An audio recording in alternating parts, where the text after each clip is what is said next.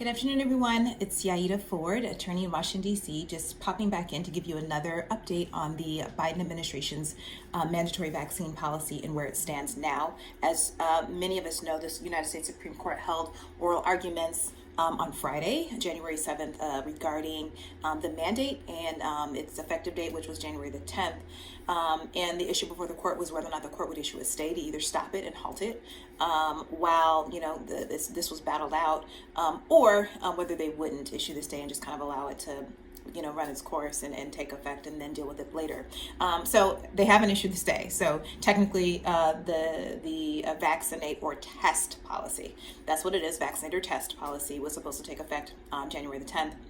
What the policy basically says is that an unvaccinated worker has to either get vaccinated or submit to weekly testing, and it does, and mask, and obviously masking, and it does not apply to vaccinated folks. Okay, so as I understand it, the vaccinated test policy means if you're vaccinated, you don't have to mask, you don't have to test, but the unvaccinated people have to mask and test or get vaccinated. And the reason why they're asking for a stay is because it's an emergency temporary standard, which means that it would take effect regardless of whether your employees are working from home or whatever the unique workplace situation. The emergency means we don't take that into consideration. So it applies to 84 million people, regardless of where they work, regardless of their unique workplace circumstances. So they were litigating basically the necessity of an emergency temporary standard. So that was what was before the court. And so I just want to let first of all, a couple where the justices were leaning in their responses to the arguments, and then I want to give a couple of policy responses to the vaccinate or test policy, and how we should be thinking about this as Americans, and how we should be informing our opinions. So Justice Gorsuch made some interesting points that Congress hasn't weighed in on this. Why not? Why are we punting this to the Supreme Court? The Supreme Court is apolitical; they're not elected. Elected officials should be dealing with this. And historically, when it comes to vaccinations and mandates, that is a state issue. That is an issue that states decide. The Supreme Court, the federal government especially, doesn't decide that for people. Okay, so he was like, why are we taking this extreme historic new step when states, why aren't we just trusting the states to do this versus letting the federal government do it? When it seems to me that the federal government probably can't really effectively implement this to ensure that everybody's doing it, and they certainly can't enforce it. So they can't enforce it, at least on the private sector. So just to be clear, this is a private sector issue. This has nothing to do with the federal government and their vaccine mandate. This is just private sector employers. So that was an interesting argument. Also, I thought that his other argument was that OSHA is the agency that deals with workplace safety and occupational safety and health standards in the workplace. So like if you're working for like an automotive shop, and your sparks are flying or whatever, OSHA would say your employees need to have on goggles. If you're on a construction site, your employees need to wear helmets. I mean, this is an OSHA standard because it's OSHA deals with what is issues that are confined to the workplace. And Gorsuch made the point, so did Justice Coney Barrett, that COVID is everywhere. So how is this a workplace issue that why should we be more concerned about the workplace than anywhere else when people are getting it from everywhere, right? Unless it's a workplace like a assembly line, healthcare facilities, obviously that's a big issue, the need to vaccinate, and then schools, right? But other than those places, why is this like something that we need to be concerned with for private sector folks who maybe it's Comcast and their folks are all working from home, or AT&T or Verizon? Like, why is this of such a magnanimous proportion that we need to regulate those people, and do it on an emergency basis without giving them any levity? So that was a good point. I thought that was raised. Justice Kagan came in and she also said, listen, this really isn't for the courts to decide, but her reasoning is, let's just let the president do this. It's dangerous. People are dying every day. People are getting sick every day, and all this is true. Let the elected officials decide this. If it's the Biden administration, fine. But we're concerned that this really is a grave risk. The other thing that she said, though, was that the best way to stop the spread is to vaccinate people. And the second best way is to wear masks. So I want to get into that a little bit later. Chief Justice Roberts also kind of echoed this notion that it does sound like it should be in the realm of the states to decide this issue. But that doesn't mean they all agree that Biden is wrong. Okay, so Kagan and Justice Breyer were like, look, Justice Breyer was practically screaming during the oral arguments He was screaming about the 750,000 people who all, no, I guess tested positive in a day. And so, yeah, he was yelling into the mic, and he kept finishing his sentences with, okay, okay. And so I thought that was hilarious, but I love Justice Breyer. But anyway, they're definitely on the side of let's let the president do what he's doing, because, people are dying.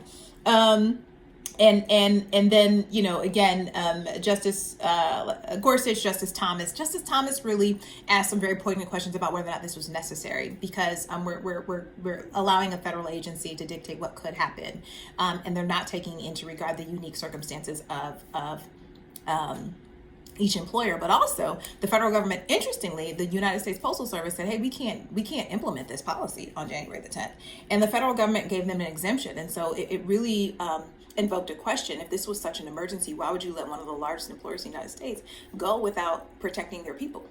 Why would you let this go? How are they exempt?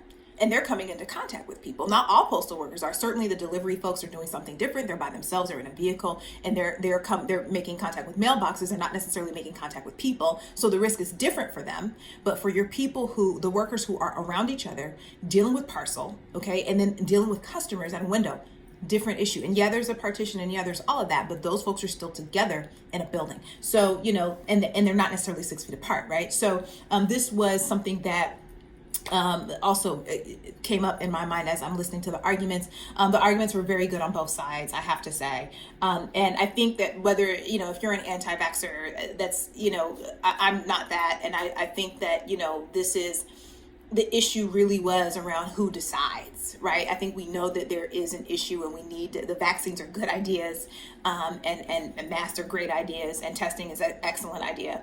But who decides that for you? And that's the issue that is on the business side. OSHA really shouldn't be the agency to decide, and the federal government probably shouldn't be the one to decide that all these private employers who they know nothing about, who don't even have ordinary kind of workplace occupational hazardous conditions.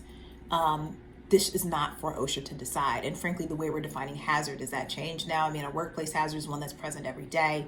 This is a pandemic that came upon us, and it's hazardous to us all everywhere we go, right? Restaurants, shopping malls, grocery stores, we're all at risk to this, right? So, I thought the arguments were well taken. Now, I do want to, there's a couple things that I'm concerned about, and I think that we all should kind of have our conversations around this if we're not, and that is that the notion that Justice Kagan raised, that the vaccine stops the spread.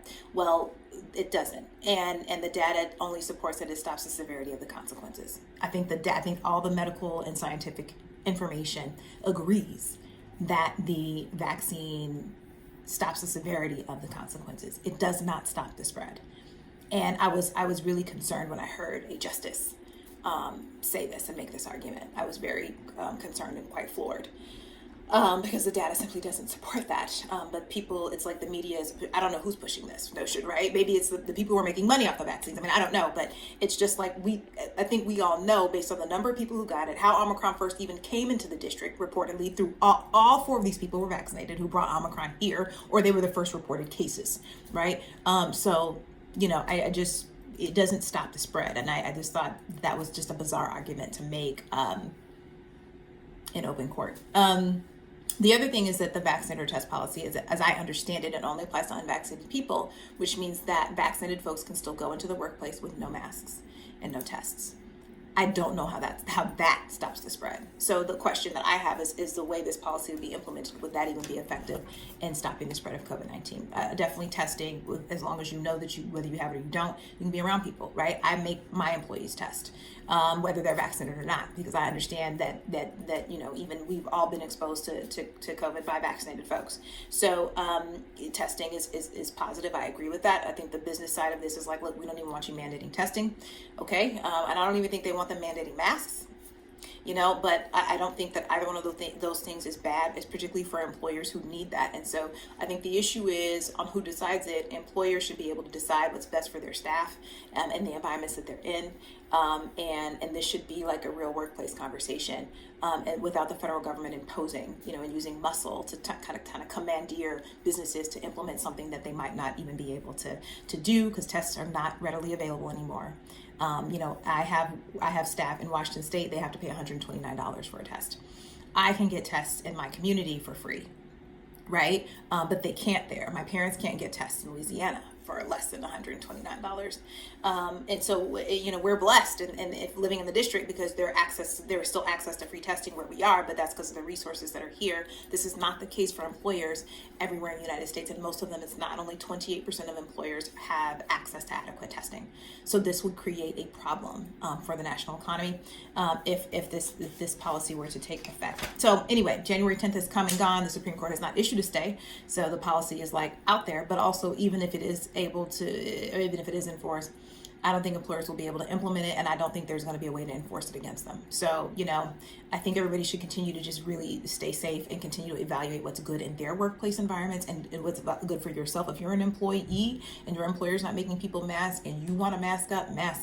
Vaccinations, all of that, keep testing. But it's hard, when you're afraid to go into work because people, whether even the vaccinated folks, are not taking heed to this mask thing or this testing. So I get it. So in our environment, because we're in a smaller office, people test here, and that's just the way it is. And they're willing to do that, right? But I understand that we do have more access to tests than other places. So anywho, I just wanted to give that quick update. I will keep updating folks on the mandatory vaccine policies and all things legal.